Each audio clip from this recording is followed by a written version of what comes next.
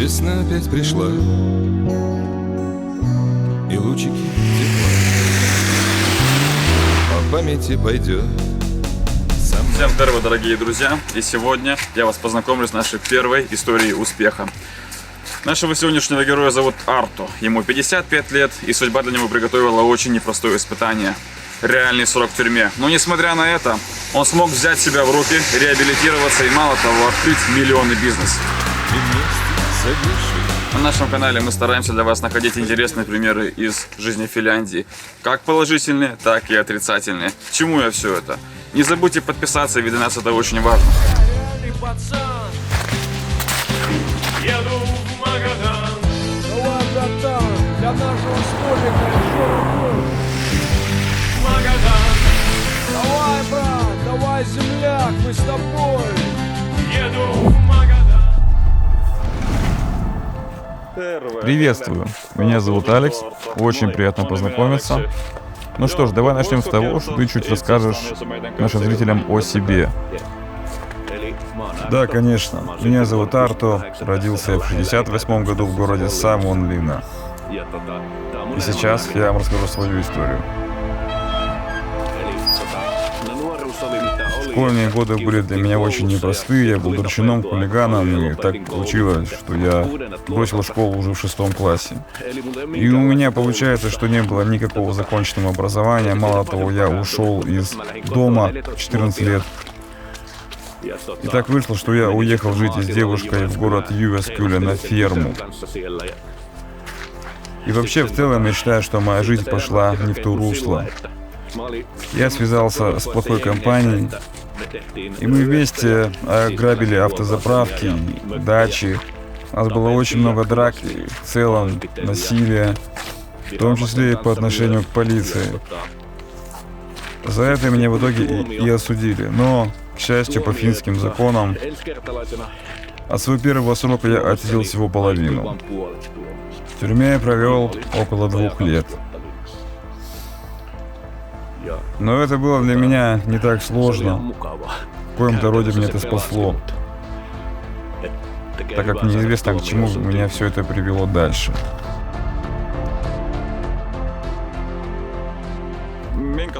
Каково тебе было в финской тюрьме?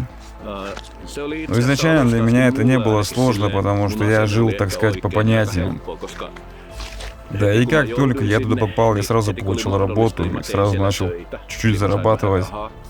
Я вел себя хорошо, и уже через полгода за хорошее поведение меня перевели на, так сказать, легкий режим.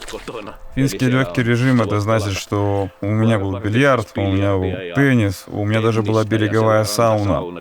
И так как я там уже работал, у меня там были какие-то деньги, туда приезжала специальная машина, где я мог покупать себе сигареты или продукты, которые я хочу.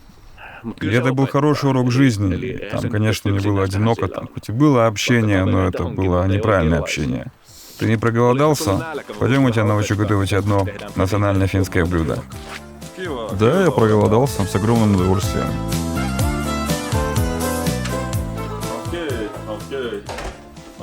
Арто, расскажи нам чуть-чуть о своем доме. Я живу здесь с моей нынешней женой, дети же остались с моей бывшей, поэтому мы, в принципе, не нуждаемся в большой площади, хотя мы недавно сделали ремонт примерно 50 тысяч. И этот дом нас, в принципе, полностью устраивает, нам больше не надо. Расскажи, какое финское блюдо мы сейчас будем готовить? Мы будем готовить макарони латтику, который является финским национальным блюдом. Очень простое в приготовлении, его в принципе может приготовить каждый. Ты когда-нибудь готовил? Нет.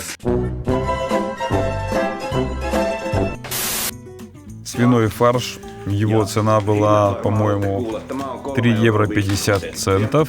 Пачка макарон, ее цена была 1 евро. Далее нам нужно 3 яйца, их цена примерно 50 центов. Ну и лук, цена которого примерно 25 центов.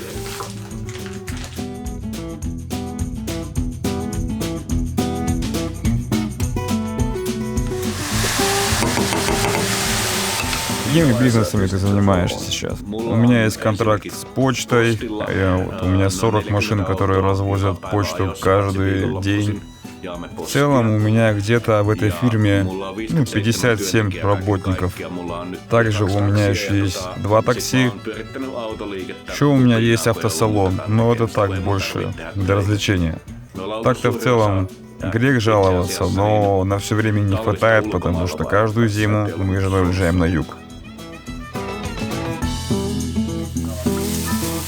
Арту, скажи, а тяжело ли быть предпринимателем в Финляндии? Конечно же, непросто, но главное, чтобы тебе повезло с контрактами. Ты должен все знать о налогообложении, правильно платить зарплаты, все знать о страховании бизнеса. Ты не должен быть энтузиастом, который «вот у меня есть идея, все, поехали». Тут нужно все заранее просчитать. Грубо говоря, налоговая у тебя забирает половину. Оборот у меня где-то 2 миллиона евро. Не скажу, что я богат, но и, в принципе, не жалуюсь. Скажи, ты пробовал когда-нибудь русскую еду? Да, я пробовал делать дома сам те рецепты, которые находил в интернете. И там были очень интересные рецепты. Например, мне понравилось, что вы часто используете соленые огурцы. Я их тоже очень люблю. Фарш почти готов. Ты, в принципе, можешь выключить плиту и брать сковородку. Далее берем молоко из холодильника. Сейчас берем молоко красного цвета. Вот оно значит, что оно чуть-чуть пожирнее. У нас как бы синее молоко примерно это 1,5%. Красное молоко в Финляндии значит, что примерно 3,5% жирности. Далее нам нужно 7,5 литра молока. Это примерно 2 таких примерных кружки.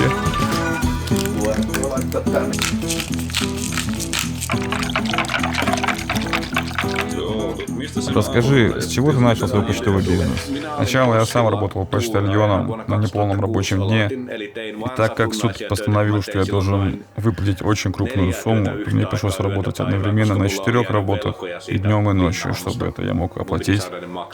Мне просто пришлось работать круглые сутки.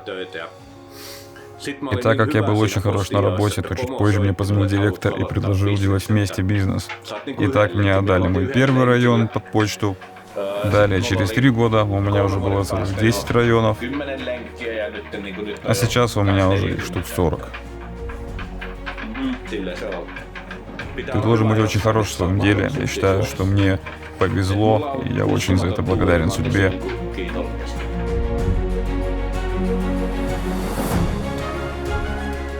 Также у меня есть, так сказать, трупный бизнес. Я доставляю тела умерших людей по контракту с полицией. Этим бизнесом я занимаюсь уже 7 лет, и полиция мой, так сказать, работодатель. А откуда тебе вообще пришла эта идея? Однажды мне позвонил мой друг, он работал в агентстве ритуальных услуг и спросил, могу ли я начать это делать. Я очень быстро нашел себе хорошего работника, потом я купил машину, ее специально реконструировал. И сейчас я скажу, что полиция очень довольна моей работой. Вот, у меня с ней постоянный контракт в данный момент. Нам приходилось забирать людей после всяких страшных аварий, и, к сожалению, по правилам Ютуба мы не можем не сдаваться в подробности, но вы поняли. Сколько же тебе приносит это дело? Это дело мне в легкую приносит около 100 тысяч евро в год. И пока наше блюдо доготавливается, я пойду затоплю сауну. Да, сауна. Я считаю, что мы закрепим эту традицию, что будем стараться ходить у всех наших гостей в сауну. Я только за.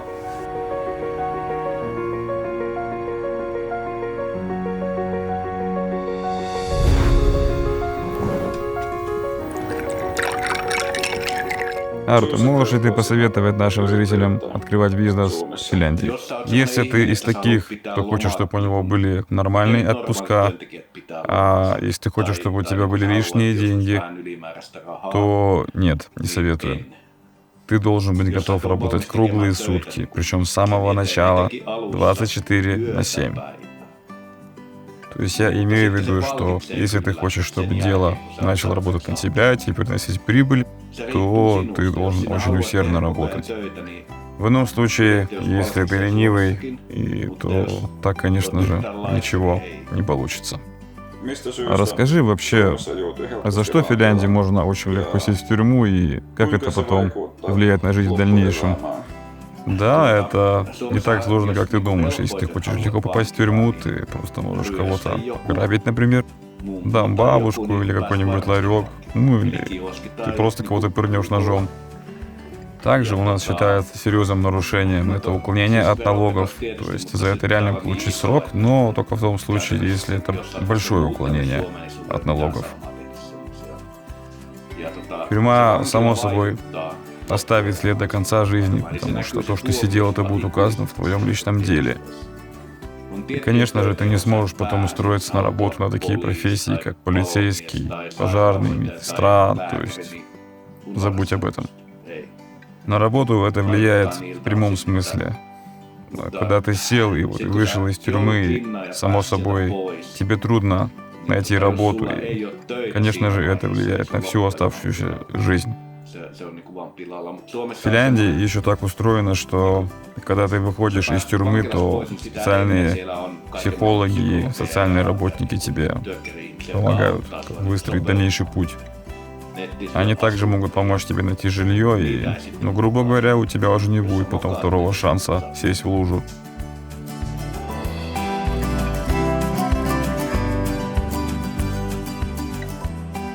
Вот, я считаю, что можно попробовать, что же у меня из этого получилось. И, честно говоря, это был мой первый опыт, когда я что-либо вообще в целом себе готовил. И тут сразу нужно приготовить какую-то финскую национальную еду. Я думаю, что получилось. Так называемый макарони латикко. Арто, kokeilla myös. Попробуем, что у меня получилось. Se kun se on niin halpaa siksi sitä. Реально, очень похоже на макароны по-флотски. В принципе, я бы даже сказал, что это то же самое. Вот так вот, друзья, какое-то финское национальное блюдо может быть похоже на наше национальное блюдо. Кстати, являются ли макароны по-флотски нашим национальным блюдом, я не знаю. А какая еда была у тебя в тюрьме? Ну, я хочу сказать, что у нас в тюрьме была очень хорошая еда, например, мясной суп. Ну вот, те же самые макарони латикко. Также у нас была еще там мясная запеканка. Это было почти все. Ну, то есть я считаю, что грех жаловаться.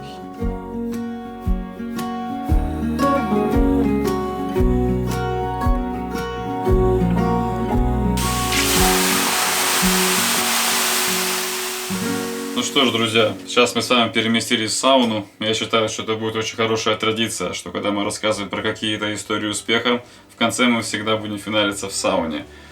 Я, да, по крайней мере, ничего против этой традиции не имею. Дальше. У нас есть к тебе еще пару вопросов по поводу бизнеса. Например, как корона повлияла на твои дела? Ну, например, у меня сразу прекратили работу 3 моих такси, и мне это вставало в минут 10 тысяч в месяц. Мало того, я, к сожалению, не получил никакой компенсации от государства. А эта ситуация, которая случилась 10 месяцев назад, да, сразу же почувствовал.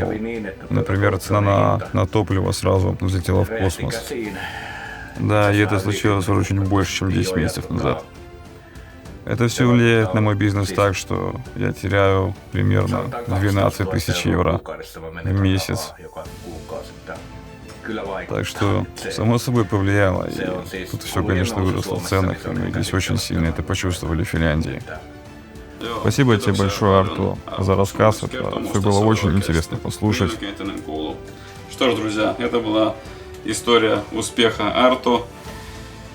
Я надеюсь, что вам было очень интересно послушать, потому что судьба у человека реально была непростая, потому что он сидел в тюрьме после этого, взял себя в руки, начал все с чистого листа, вот, и добился определенных успехов. Считаете ли вы это как историю успеха или нет, это решать вам, но каждый себя может вынести свой урок.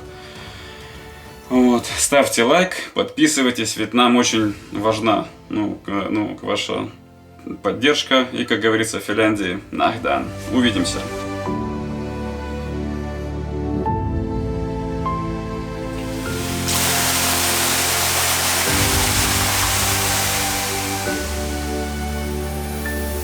Да, я только что пришел из сауны, и я думал, что мы с Алексом сделаем 80 градусов, посидим полчасика.